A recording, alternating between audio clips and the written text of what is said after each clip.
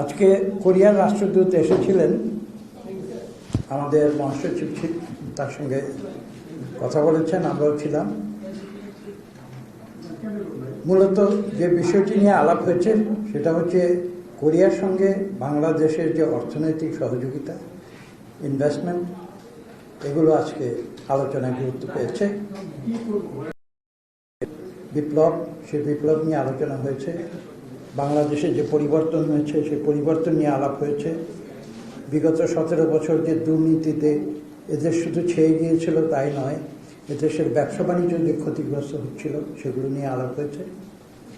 এবং ভবিষ্যতের যে সম্ভাবনা রয়েছে, কোরিয়ার সঙ্গে বাংলাদেশের যে অর্থনৈতিক সম্পর্ক, এবং স্পষ্টত কোরিয়া কিন্তু কোনো রাজনৈতিক উদ্দেশ্য নিয়ে বাংলাদেশে আসেনি। তারা অর্থনৈতিক সহযোগিতার উদ্দেশ্য নিয়ে এসেছে যাতে করে কোরিয়া এবং বাংলাদেশ উভয় দেশের জনগণ এ থেকে উপকৃত হতে পারে। সেটাই হচ্ছে কোরিয়া বাংলাদেশের যে সম্পর্ক, সেই সম্পর্কের মূল নীতি। এবং আমরা সেই নীতি অনুসরণ করেই কিন্তু আমরা দুই দেশের মধ্যে অতীতেও সম্পর্ক বজায় রেখেছি।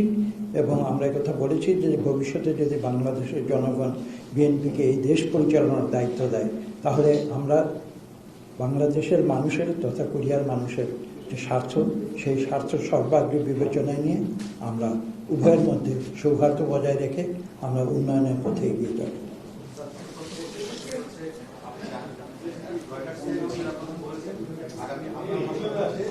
সবাই একসঙ্গে যদি কথা বলে তাহলে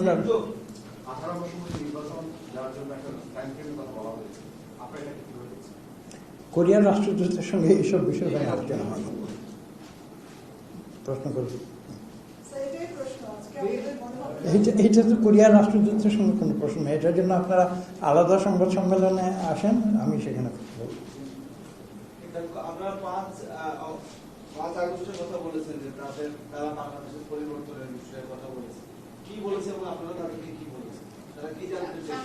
কোরিয়ানরা কি বলেছে বা তারা কি জানতে চেয়েছে সেটা তারা বলবে আপনাদের।